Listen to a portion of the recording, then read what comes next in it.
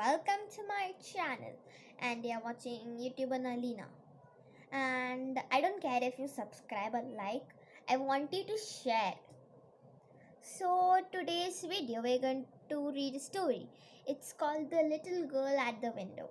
It was actually written by Tetsuko Kuroyanagi. She's a internationally Japanese actress. She's really famous. So I'm just going to read as usual. So let's get started. The reason mother was so worried was because although Toto-chan had just started school, she had already been expelled. Fancy being expelled from the first grade? It happened only a week ago. Mother had been sent for by Toto-chan's homeroom teacher. Came straight to the point. Your daughter disrupts my whole class. I must ask you to take her to another school. The pretty young teacher sighed. I'm really at the end of my tether. Mother was completely taken aback. What on earth did Toto-chan do to disrupt the whole class? She wondered. Blinking nervously and touching her hair cut in a short page boy style. The teacher started to explain. Well, to begin with, she opens and shuts her desk hundreds of times. I've said that no one is to open or shut their desk unless they have to take out something or put something away. So your daughter is constantly taking out something or putting something away. Taking out, putting away her notebook, her pencil box, her textbooks, and everything else in her desk. For notebook and bangs the top down.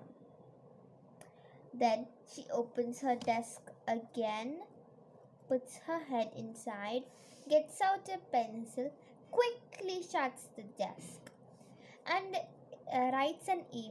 If she has written it badly or made a mistake, she opens the desk again, gets out an eraser, shuts the desk, erases the letter, then opens and shuts the desk. Shut the desk to put away the eraser, all at top speed. When she's written the A over again, she puts every single item back into the desk one by one. She puts away the pencil, shuts the desk, then opens it again, put away the notebook. Then, when she gets to the next letter, she goes through it all again.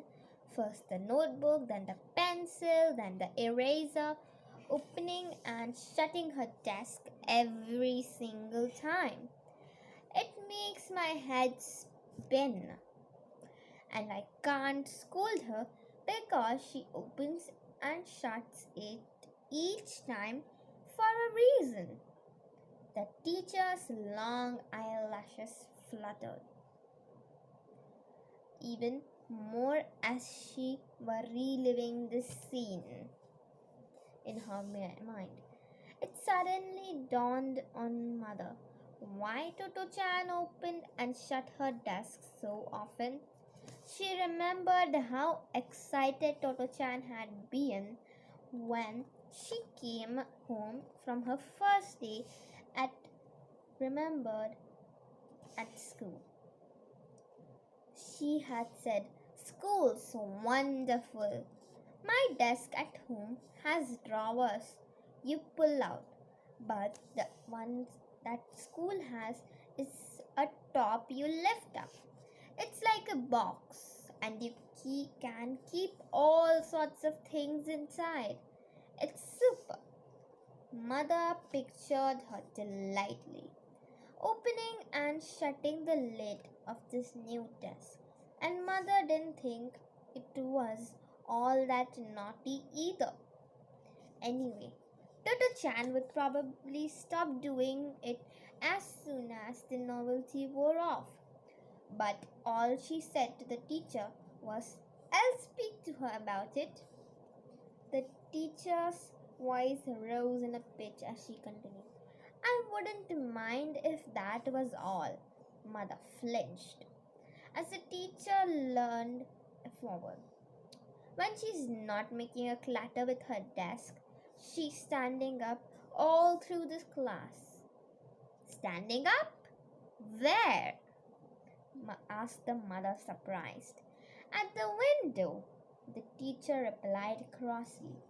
"Why does she stand at the window?" Mother asked, puzzled. "So she can invite the street musicians over." She almost shrieked. The gist of the teacher's story was that after an hour of almost constantly banging her desktop, Toto-chan would leave her desk and stand by the window looking out.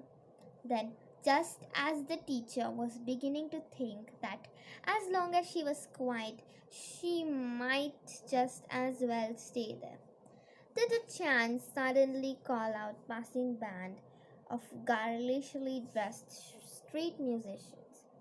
To Toto-chan's delight and the teacher's tribulation,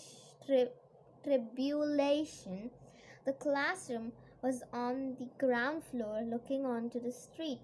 There was only a low hedge in between, so anyone in the classroom could easily talk to the people going by. When Toto-chan called to them, the street musicians would come right over to the window, whereupon said the teacher. Toto-chan would announce the fact to the whole room. "Here they are!" And all the children would crowd by the window and call out to the musicians. "Play something," Toto-chan would say. And the little band which casually passed the school quietly would put on a rousing performance for the pupils with their clarinets, gongs, drums, and samisen. While the poor teacher could do little but wait patiently for the din to stop. Finally, when the music finished, the musicians would leave and the students would go back to their seats, all except Toto-chan. When the teacher asked, "Why are you still at the window?" Toto-chan replied quite seriously, "Another band might come by, and anyway, it would be such a shame if the others came back and we missed them." "You can see how disruptive all this is, can't you?" said the teacher emotionally.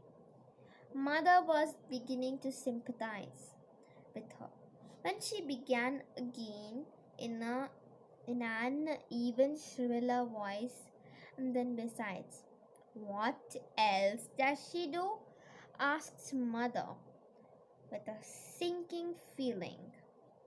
"What else?"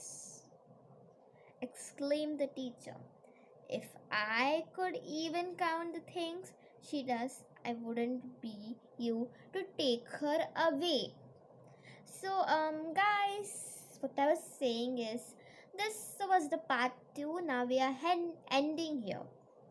So, thank you guys, and as I said, I don't care if you subscribe or like, just share the video. I want you to share to your friends, family. Okay? So, now I wanted to show you the author.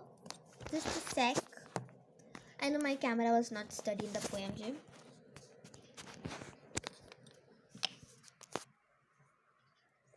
I hope you can see this is her name, Tetsuko Kuroyanagi. And then this is her picture. So, yeah, guys. So this is,